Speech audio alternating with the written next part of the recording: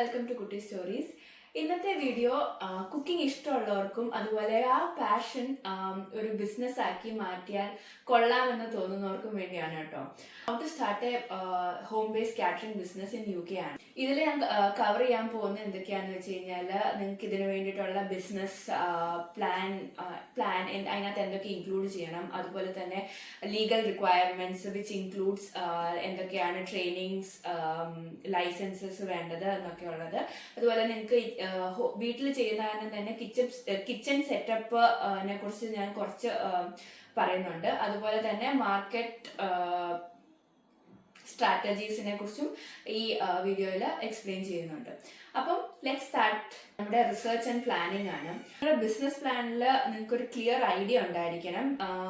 കൂടുതലായിട്ട് നിങ്ങളെ എന്ത് പ്രൊഡക്റ്റ് ആണ് സെല് ചെയ്യാൻ പോകുന്നത്, അതുപോലെ തന്നെ നിങ്ങളുടെ ടാർഗറ്റ് മാർക്കറ്റ് ആരൊക്കെയാണ്. ഫോർ എക്സാമ്പിൾ ഇപ്പം നിങ്ങളുടെ നെയ്ബർഹുഡ് ആണെങ്കിലോ, നിങ്ങൾക്ക് ചെറിയ സ്മോൾ പാർട്ടീസിൽ നിങ്ങൾ സെർവ് ചെയ്യാൻ ഉദ്ദേശിക്കുന്നതാണോ, അല്ലെങ്കിൽ ഒരു വലിയ ലൊക്കാലിറ്റി കവർ ചെയ്യാനാണോ നിങ്ങളുടെ പ്ലാൻ. അതൊക്കെ ഒരു ക്ലിയർ ഐഡിയ ഉണ്ടായിരിക്കണം. എന്ത് പ്രൊഡക്റ്റ് ആണ് സെല് ചെയ്യാൻ പോകുന്നത് അതിനെ ബേസ് ചെയ്ത് കുറച്ച് ക്വസ്റ്റ്യൻസ് ഉണ്ടാക്കുക. ആ ക്വസ്റ്റ്യൻസ് നിങ്ങൾക്ക് ആൾക്കാരിൽ നിന്ന് അറിയേണ്ട ഇൻഫർമേഷൻ അനുസരിച്ച് ക്വസ്റ്റ്യൻസ് ഉണ്ടാക്കിയിട്ട് കുറച്ച് ഇൻഫർമേഷൻ ഗ്യാദർ ചെയ്യാൻ ശ്രമിക്കുക. അപ്പം നിങ്ങളുടെ ബിസിനസ്സിനെ അത് കുറച്ചും കൂടെ ഇംപ്രൂവ് ചെയ്യാനും നല്ലതാക്കാനും അത് ഹെൽപ്പ് ചെയ്യും.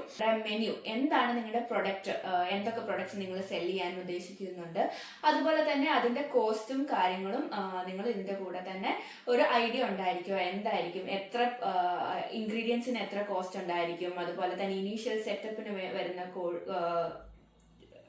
കോസ്റ്റ്, അതെല്ലാം ഒരു ഐഡിയ ഉണ്ടായിരിക്കുക. നിങ്ങളുടെ സപ്ലയേഴ്സ്, നിങ്ങൾ ആരുടെ അടുത്ത് നിന്ന് ഈ ഇൻഗ്രീഡിയൻസ് മേടിക്കാൻ ഉദ്ദേശിക്കുന്നത്, അതുപോലെ നിങ്ങളുടെ ഓപ്പറേഷണൽ പ്ലാൻ, എങ്ങനെയാണ് നിങ്ങൾ ഓർഡർ എടുക്കാൻ പോകുന്നത്, അതുപോലെ നിങ്ങൾ എങ്ങനെ അത് ഡെലിവറി ചെയ്യും, അതിനെക്കുറിച്ചൊക്കെ ഒരു വ്യക്തമായ ഒരു പ്ലാൻ ഉണ്ടായിരിക്കുക. നിങ്ങൾ ഒരു പ്രോപ്പർ ഡോക്യുമെന്റ് ആയിട്ട് ഒരു ബിസിനസ് പ്ലാൻ ക്രിയേറ്റ് ചെയ്യാൻ ശ്രമിക്കുക. അങ്ങനെ ബിസിനസ് പ്ലാൻ ഉണ്ടെങ്കിൽ തന്നെ നമുക്ക് കുറച്ചുകൂടെ ഐഡിയ കിട്ടും. നമ്മൾ എന്തൊക്കെയാണ് ചെയ്യേണ്ടത്, നമ്മൾ എന്തൊക്കെ ചെയ്തു, അതിനെക്കുറിച്ചൊരു ട്രാക്ക് നമുക്ക് കീപ്പ് ചെയ്യാൻ പറ്റും. So always make A business plan. അടുത്തതെന്ന് പറയുന്നത് ലീഗൽ റിക്വയർമെന്റ്സ് ആണ്. ഇത് ചെയ്യാൻ വേണ്ടിയിട്ട് നമ്മൾ എന്തൊക്കെ കാര്യങ്ങൾ ലീഗലി ശ്രദ്ധിക്കണം എന്നാണ് അടുത്തത് പറയാൻ പോകുന്നത്. അപ്പം നമ്മുടെ സ്വന്തം വീടാണെങ്കിൽ കുഴപ്പമില്ല. ഇപ്പം ഇൻ കേസ് നമ്മൾ റെന്റഡ് ഹൗസിലാണ് താമസിക്കുന്നതെങ്കിൽ ഫസ്റ്റ് തിങ് നിങ്ങളുടെ ഹൗസ് ഓണറിന്റെ അടുത്ത് നിന്ന് നിങ്ങളൊരു പെർമിഷൻ എടുക്കണം. ദാറ്റ് നിങ്ങൾ ഇവിടെ ഒരു ഫുഡ് ബിസിനസ് തുടങ്ങാൻ പോവുകയാണ് എന്നുള്ള അത് അവര് ഓക്കെ ആണെങ്കിൽ മാത്രമേ നമുക്ക് ഈ പ്രിമൈസസിൽ അത് സ്റ്റാർട്ട് ചെയ്യാൻ പറ്റത്തുള്ളൂ. നമ്മുടെ ഹോം ബേസ്ഡ് കാറ്ററിംഗ് ചെയ്യുമ്പോൾ നിങ്ങളുടെ കിച്ചൺ കുറച്ച് സ്റ്റാൻഡേർഡ്സ് മീറ്റ് ചെയ്യണം. ആ പെർട്ടിക്കുലർ സ്റ്റാൻഡേർഡ്സ് ഇൻ കേസ് നിങ്ങളിപ്പം ഉള്ള കിച്ചണിൽ ഇല്ലെങ്കിൽ നിങ്ങൾ കുറച്ച് മോഡിഫിക്കേഷൻസ് ഒക്കെ ചെയ്യേണ്ടി വരും. സോ അതിന് നിങ്ങളുടെ ഓണർ ഓക്കെ ആണെന്ന് ഒരു പെർമിഷൻ എടുക്കണം. അതുപോലെ ഒരു ബിസിനസ് ഇവിടെ തുടങ്ങാൻ പോവാണ്, ടേക്ക് അവേ ആണ്, അല്ലെങ്കിൽ നിങ്ങൾ എന്താണോ പ്ലാൻ ചെയ്യുന്നത് അതിനെക്കുറിച്ച് ഒരു ക്ലിയർ ഐഡിയ നിങ്ങളുടെ ഓണറിന്റെ അടുത്ത് കൊടുത്തിട്ട് അവരുടെ അടുത്ത് നിന്ന് ഒരു പെർമിഷൻ എടുക്കാൻ ശ്രദ്ധിക്കുക.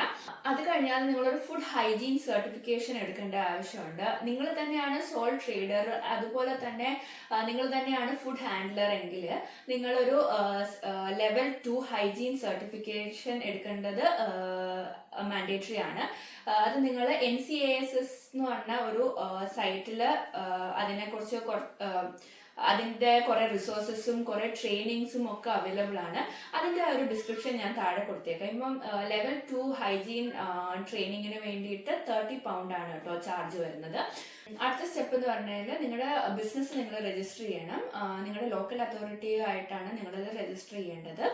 അതിന് വേണ്ടിയിട്ട് gov.uk എന്നുള്ള വെബ്സൈറ്റിൽ പോയിട്ട് സ്റ്റാർട്ട് ഫുഡ് ബിസിനസ് എന്ന് സെർച്ച് ചെയ്ത് കഴിഞ്ഞാൽ നിങ്ങളുടെ പെർട്ടിക്കുലർ പോസ്റ്റ് കോഡ് ഏതാണെന്ന് ചോദിക്കും. ആ പോസ്റ്റ് കോഡ് എൻറ്റർ ചെയ്ത് കൊടുത്ത്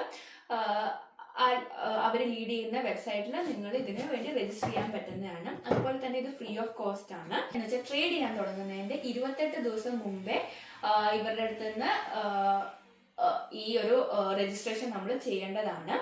വൺസ് നമ്മൾ രജിസ്റ്റർ ചെയ്ത് കഴിഞ്ഞാൽ നിങ്ങളുടെ ലോക്കൽ കൗൺസിലിൽ നിന്ന് നിങ്ങളുടെ പ്രിമൈസസ് വന്ന് ഇവര് ഇൻസ്പെക്ഷൻ നടത്തും.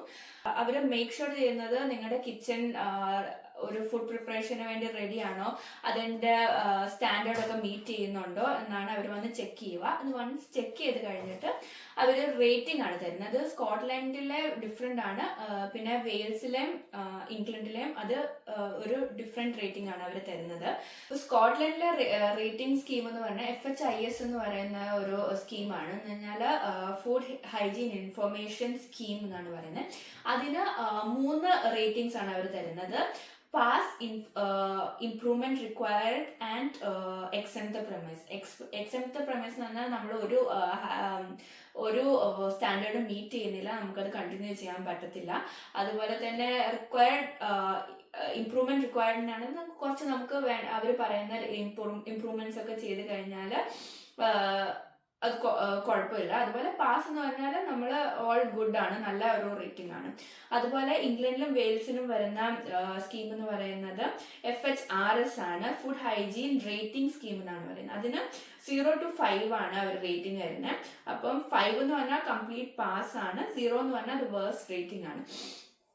സോ ഇത് നമ്മുടെ ബിസിനസ്സിനെ ഒത്തിരി ബാധിക്കുന്ന കാര്യമാണ്. നല്ലൊരു റേറ്റിംഗ് കിട്ടിക്കഴിഞ്ഞാൽ ഒത്തിരി നല്ല ക്ലയൻസിനെ നമുക്ക് കിട്ടും.